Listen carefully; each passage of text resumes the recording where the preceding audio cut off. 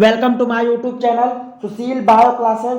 आज हम आपको cell cycle and cell division का क्वेश्चन सॉल्व कराएंगे। देखिए क्वेश्चन नंबर फर्स्ट है। क्वेश्चन नंबर फर्स्ट में देखिएगा माइटोसिस वाज डिस्कवर्ड बाय, देखिएगा ऑप्शन ए है आर ब्राउन यानी रॉबर्ट ब्राउन, देखिए गलत है। जो ऑप्शन बी है देखिए वही सही होगा, डब्ल्यू फ्लेमिंग। ठीक है, देखिए जो ऑप्शन बी इसमें डब्ल्यू फ्लेमिंग, क्योंकि देखिएगा जो समसूत्री विभाजन होता है उसकी खोज जो है डब्ल्यू फ्लेमिंग ने 1882 में की थी। ठीक है, देखिएगा जो सूत्री विभाजन होते हैं वह कायिक कोशिकाओं में होता है। ठीक है, देखिए इससे शरीर में वृद्धि होती है तथा जो जो कायिक कोशिकाएं होती हैं वह दोबारा से स्थापित होती हैं। ठीक है, देखिए जो सूत्री विभाजन होते हैं, ठीक है, इसमें गुणसूत्र की संख्या जो है पेरेंट के समान होती है। ठीक है, जो पेरेंट में होती है वही उसकी डॉटर सेल्स में होती है। ठीक है, देखिएगा इसमें देखिएगा एक साइंटिस्ट थे वाल्थर फ्लेमिंग। ठीक है, एक जर्मन के जीव विज्ञानी और देखिएगा साइटोजेनेटिक्स के संस्थापक थे।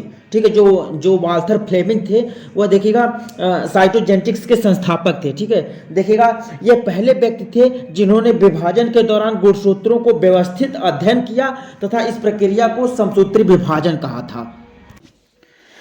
देखिए क्वेश्चन नंबर 2 है। क्वेश्चन नंबर 2 में देखिएगा in which one of the following stages of the cell division the DNA content is the double. देखिए कौन सी ऐसी अवस्था है जिसमें जो डीएनए के कंटेंट्स होते हैं, जो डीएनए की मात्रा होती है वो डबल हो जाती है। देखिए इसमें जो ऑप्शन ए है इंटरफेज वही सही होगा। ठीक है, देखिए जो है ऑप्शन ए इसमें देखिएगा जो ऑप्शन ए है वही सही होगा। इसमें इंटरफेज, इंटरफेज एक ऐसी अवस्था होती है जिसमें देखिएगा जो डीएनए के कंटेंट्स होते हैं वो डबल हो जाते हैं। ठीक है, क्योंकि उसका प्रतिलिपिकरण होता है। ठीक है, देखिएगा जो इंटरफेज देखिएगा सेल साइकिल की एक अवस्था होती है। ठीक है, इसमें एक विशिष्ट कोशिका जो है अपना अधिकांश जीवन व्यतीत करती है। ठीक है, देखिए इसमें जो विशिष्ट प्रकार की कोशिका होती हैं वो अपना अधिकांश जीवन व्यतीत करते हैं। ठीक है, देखिएगा इस अवस्था के दौरान जो सेल माइटोसिस के लिए तैयार होते हैं और अपने डीएनए की प्रतिलिपि बनाता है। ठीक है, देखिए और डीएनए की एक कॉपी बनाता है। ठीक है, देखिए इंटरफेज को कोशिका का जीवित चरण भी माना जाता है। ठीक है, जो इंटरफेज अवस्था होती है इसको कोशिका का जीवित चरण भी माना जाता है। ठीक है, देखिए और इसमें कोशिका पोषक तत्व भी प्राप्त करती है। ठीक है, देखिए इसमें जो कोशिका होती है वो पोषक तत्व प्राप्त करती है, बढ़ती है और अन्य समान सेल कार्यों का संचालन भी करती है। ठीक है, यानी जो ऑप्शन ए इसमें है इंटरफेज वही सही होगा। ठीक है, अगला क्वेश्चन देखते हैं। देखिएगा क्वेश्चन नंबर 3 है। क्वेश्चन नंबर 3 देखिएगा डीएनए डबल्स एट, देखिएगा वो पिछला जैसा क्वेश्चन एकदम वही है सेम। देखिए जो डीएनए डबल्स एट, देखिए जो ऑप्शन ए इसमें है इंटरफेज वही सही होगा। ठीक है, देखिए जो पिछला क्वेश्चन था उसी की तरह एकदम है इंटरफेज। देखिएगा अब अगला क्वेश्चन देखते हैं। देखिएगा क्वेश्चन नंबर 4 है। क्वेश्चन नंबर 4 में देखिएगा at which one of the following stages of meiosis crossing over take place. देखिएगा इसमें जो है क्रॉसिंग ओवर किस अवस्था के दौरान होती है। देखिएगा इसमें जो ऑप्शन ए है डिप्लोटिन एक गलत है। ठीक है, ऑप्शन बी है लिप्टोटिन ये भी क्या है गलत है। जो ऑप्शन सी है डाइकाइनेसिस ये भी क्या है गलत है। ठीक है, जो ऑप्शन सी डाइकाइनेसिस है वो भी क्या है गलत है। जो ऑप्शन डी इसमें वही सही होगा पैचिटीन। ठीक है, पैचिटीन अवस्था के दौरान जो है क्रॉसिंग ओवर होती है, यानी जो ऑप्शन डी इसमें है वही सही होगा। ठीक है, देखिएगा जो देखिएगा इसमें जो मियोसिस होती है मतलब अर्धसूत्री विभाजन होता है वह पैचिटीन अवस्था में जो है क्रॉसिंग ओवर की क्रिया संपन्न होती है। ठीक है, देखिए जो क्रॉसिंग ओवर होती है वो पैचिटीन अवस्था के दौरान होती है। ठीक है, देखिए जो क्रॉसिंग ओवर होता है इसमें अर्धसूत्री विभाजन के दौरान होने वाली ऐसी क्रिया विधि होती है जिसमें जीन आपस में आदान प्रदान करती हैं। ठीक है, यानी गुणसूत्र के खंडों का आदान प्रदान शामिल होता है। ठीक है, जहां पर क्रॉसिंग ओवर होता है उसे जो है केज मेटा कहा जाता है। ठीक है, देखिएगा केज मेटा कहा जाता है। ठीक है, यानी जो ऑप्शन डी इसमें है वही सही होगा। अगला क्वेश्चन देखते हैं। देखिएगा क्वेश्चन नंबर 5 है। क्वेश्चन नंबर 5 में देखिएगा during which phase of meiosis does crossing over take place. देखिएगा जो पिछला क्वेश्चन एकदम बिल्कुल उसी तरह सेम है, सेम क्वेश्चन है।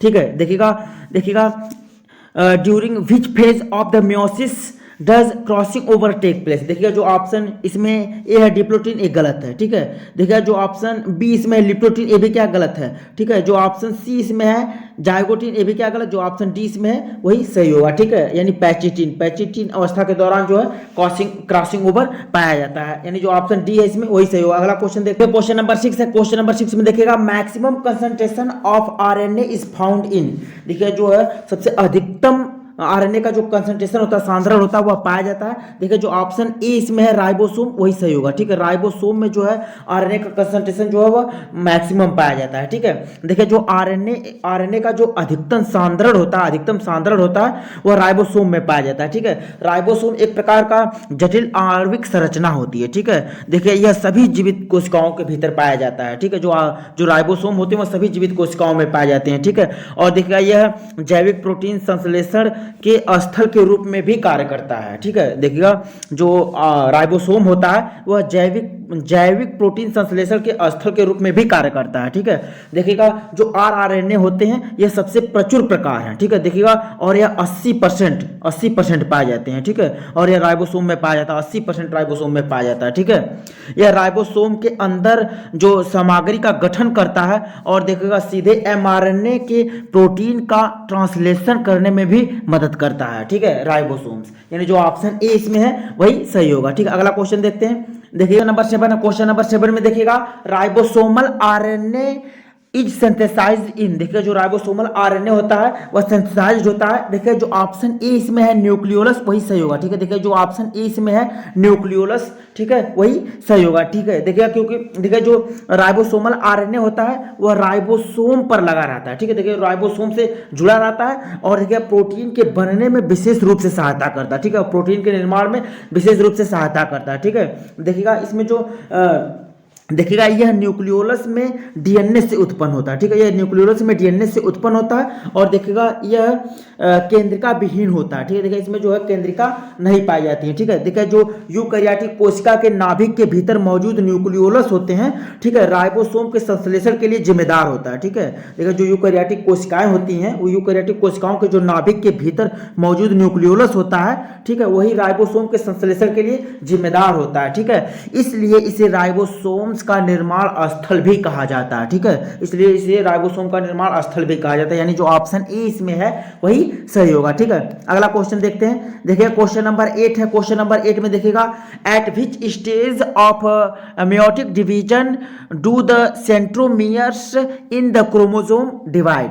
देखिएगा इसमें जो ऑप्शन ए है, देखिए जो ऑप्शन ए है पैचिटिन, एक गलत है। ठीक है, देखिएगा जो ऑप्शन बी है डिप्लोटिन, ये भी क्या है, गलत है। देखिए जो ऑप्शन सी है एनाफेज फर्स्ट, ये भी क्या है, गलत है। देखिए इसमें जो ऑप्शन डी है वही सही होगा, एनाफेज सेकंड। इसमें जो ऑप्शन डी है देखिएगा एनाफेज सेकंड, वही सही होगा। ठीक है, देखिएगा जो मियोसिस होता है, ठीक है, मियोसिस विभाजन की जो एनाफेज सेकंड की स्थिति में जो क्रोमोसोम में सेंट्रोमियर का विभाजन होता है। ठीक है, देखिए यानी कि जो ऑप्शन डी इसमें है वही सही होगा, एनाफेज सेकंड। ठीक है, अगला क्वेश्चन देखते हैं। देखिए क्वेश्चन नंबर 9 है, क्वेश्चन नंबर 9 में देखिएगा the prokaryotic genetic system contains. देखिए जो प्रोकैरियोटिक जेनेटिक सिस्टम होता है वह कंटेन करता है। देखिए इसमें जो ऑप्शन ए है डीएनए एंड हिस्टोन्स, देखिएगा ये क्या है, गलत है। ठीक है, देखिए इसमें जो ऑप्शन बी है डीएनए आर हिस्टोन, यानी कि डीएनए अथवा हिस्टोन, ये भी क्या है, गलत है। देखिएगा डीएनए विदाउट हिस्टोन, देखिए यही सही होगा। देखिए इसमें जो है डीएनए पाया जाता है बिना हिस्टोन प्रोटीन के। ठीक है, इसमें हिस्टोन प्रोटीन नहीं पाई जाती है। ठीक है, जो प्रोकैरियोटिक जेनेटिक मटेरियल होते हैं इसमें डीएनए पाया जाता है लेकिन इसमें हिस्टोन प्रोटीन नहीं पाई जाती, इसलिए जो ऑप्शन सी इसमें है वही सही होगा। ठीक है, देखिएगा अगला क्वेश्चन देखते हैं। देखिएगा इसमें देखिए क्वेश्चन नंबर 10 है, क्वेश्चन नंबर 10 में देखिएगा when 30s and 50s components of the ribosome combines. देखिए जब 30s और जो 50s कंपोनेंट्स होते हैं राइबोसोम के वो जुड़ जाते हैं, it results in the formation of ribosome, तो राइबोसोम का निर्माण करते हैं, दैट इज। देखिएगा इसमें जो जो ऑप्शन ए है देखिए ये गलत होगा। ठीक है, 80s नहीं होगा। ठीक है, 80s जो होता है वह यूकैरियोटिक सेल में पाए जाते हैं और जो 70s होते हैं, ठीक है, यह प्रोकैरियोटिक सेल में पाए जाते हैं, यानी कि जो ऑप्शन बी इसमें है वही सही होगा। ठीक है, यानी जो 70s का राइबोसोम होता है वो प्रोकैरियोटिक सेल में पाया जाता है और इसमें देखिएगा 2 सब यूनिट होती हैं। ठीक है, देखिएगा जो स्मॉल सब यूनिट होती है वो 30s की होती है और जो लार्ज सब यूनिट होती है वो 50s की होती है, यानी जो ऑप्शन बी इसमें जो है 70s वही सही होगा। ठीक है, अब देखिएगा अगला क्वेश्चन देखते हैं। देखिएगा क्वेश्चन नंबर 11 है, क्वेश्चन नंबर 11 में देखिएगा the number of RNA molecule in 60s सब particles of 80s ribosomes are. देखिएगा इसमें देखिएगा जो ऑप्शन ए है 5, देखिए ये क्या है, गलत है। ठीक है, देखिए जो ऑप्शन बी है 4, ये भी क्या है, गलत है। देखिए इसमें जो ऑप्शन सी है, देखिए वही सही होगा 3, यानी जो इसमें ऑप्शन सी है 3 वही सही होगा। ठीक है, देखिएगा इसमें जो 80s राइबोसोम के जो 60s उपभागीय कण में आरएनए के अणुओं की संख्या जो है वह 3 होती है। ठीक है, इसमें जो आरएनए के अणुओं की संख्या कितनी होती है, 3 होती है, यानी जो ऑप्शन सी इसमें है वही सही होगा। ठीक है, देखिएगा जो क्वेश्चन नंबर 12 है, डीएनए इज फाउंड इन, देखिएगा ये गलत दे दिया है question, DNA is not found in, देखिएगा जबकि डीएनए इज नॉट यहाँ पर छूट गया है। ठीक है, देखिएगा DNA is not found in, यानी कि डीएनए किसमें नहीं पाया जाता है, देखिएगा न्यूक्लियस में पाया जाता है। ठीक है, देखिएगा राइबोसोम्स ऐसा ऑर्गेनेल है जिसमें जो डीएनए होते हैं वह नहीं पाए जाते, यानी जो ऑप्शन बी है इसमें वही सही होगा। ठीक है, DNA is not found in ribosomes, यानी जो डीएनए होते हैं वह राइबोसोम में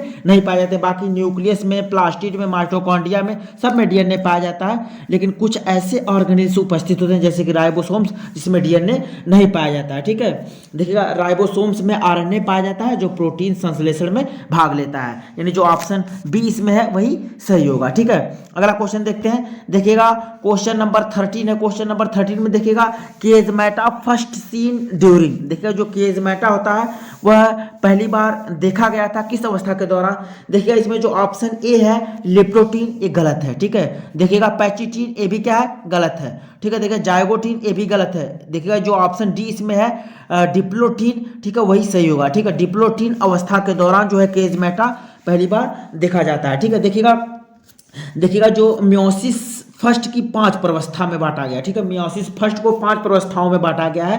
देखिए जो लिप्टोटीन होता है इसमें देखिएगा जो क्रोमोसोम होते हैं वह देखिएगा लाइट माइक्रोस्कोप से देखे जा सकते हैं। ठीक है, देखिए जो जाइगोटीन अवस्था होती है, ठीक है, इसमें देखिए गुणसूत्रों का जोड़ा बनने लगता है। ठीक है, यानी कि जो गुणसूत्र होते हैं वो पेयर में होने लगते हैं। ठीक है, देखिए जो पैचिटीन अवस्था होती है इसमें क्रॉसिंग ओवर होती है। ठीक है, देखिए और जो डिप्लोटीन अवस्था होती है इस प्रवस्था में जो है केजमैटा बनता है। ठीक है, यानी जो डिप्लोटीन अवस्था होती है इस अवस्था में ही केजमैटा का निर्माण होता है, इसलिए जो ऑप्शन डी है वही सही होगा। ठीक है, देखिए जो पश्चिमी अवस्था होती है जिसे डायकाइनेसिस कहा जाता है, इसमें जो है केंद्रक समाप्त हो जाता है। ठीक है, देखिएगा अगला क्वेश्चन देखते हैं, देखिएगा क्वेश्चन नंबर 14 है। क्वेश्चन नंबर 14 में देखिएगा the regular sequence of the cell cycle is, देखिएगा सेल साइकिल में जो रेगुलर सीक्वेंस होता है वह कौन होता है, देखिएगा जो ऑप्शन ए है इसमें देखिएगा एस G1 M G2, ये गलत है। ठीक है, देखिए जो ऑप्शन बी है G1 S M G2, ये भी क्या है, गलत है। देखिए जो ऑप्शन सी है G1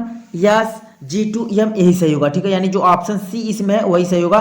पहले जो है G1 अवस्था आती है, फिर S, फिर G2 और फिर M आती है। ठीक है, देखिएगा इसमें जो G1 फेज होता है इस प्रवस्था में देखिएगा प्रोटीन एवं आरएनए का संश्लेषण होता है। ठीक है, देखिए इसमें प्रोटीन और आरएनए की सिंथेसिस होती है G1 फेज के दौरान। जो अब एस अवस्था के दौरान जो डीएनए और हिस्टोन प्रोटीन का संश्लेषण होता है, ठीक है, जिसमें गुणसूत्र जो होते हैं वह 2 भागों में बढ़ जाते हैं, यानी कि जो डीएनए का मात्रा होती है वह डबल हो जाती है एस फेज के दौरान। ठीक है, देखिएगा और जो G2 फेज होते हैं, ठीक है, देखिए एस प्रवस्था के बाद जो है यह G2 फेज आती है। ठीक है, इस प्रवस्था में जो है कोसा अलग होते हैं और कोसा विभाजन को की तैयारी होती है। ठीक है, यानी कि देखिए जो ऑप्शन सी इसमें वही सही होगा। अगला क्वेश्चन देखते हैं, देखिए क्वेश्चन नंबर 15 है।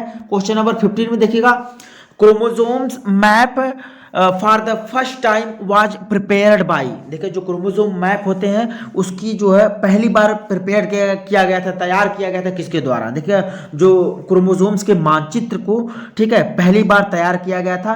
देखिए इसमें जो ऑप्शन ए है देखिएगा ब्रिज, ये क्या है, गलत है। ठीक है, देखिए जो ऑप्शन बी इसमें है वाटसन, ये भी क्या है, गलत है। ठीक है, देखिए जो ऑप्शन सी इसमें है वही सही होगा मॉर्गन, यानी कि जो है टीएच मॉर्गन के द्वारा जो है क्रोमोसोम्स मैप को पहली बार प्रिपेयर किया गया था, तैयार किया गया था। ठीक है, इसलिए देखिएगा जो ऑप्शन सी इसमें है वही सही होगा। ठीक है, देखिएगा जो टीएच मॉर्गन थे एक प्रकार के अमेरिकी वैज्ञानिक थे। ठीक है, जिन्होंने जो है ड्रोसोफिला जो मक्खी होती है, ठीक है, ड्रोसोफिला की मक्खी पर जो भिन्न भिन्न प्रयोग किए थे। ठीक है, यानी जो इसमें ऑप्शन सी है वही सही होगा। ठीक है, कुल देखिएगा 15 क्वेश्चन थे। ठीक है, अगर वीडियो अगर आपको पसंद आया तो इसको लाइक शेयर और सब्सक्राइब करिए चैनल को। Thank you for watching.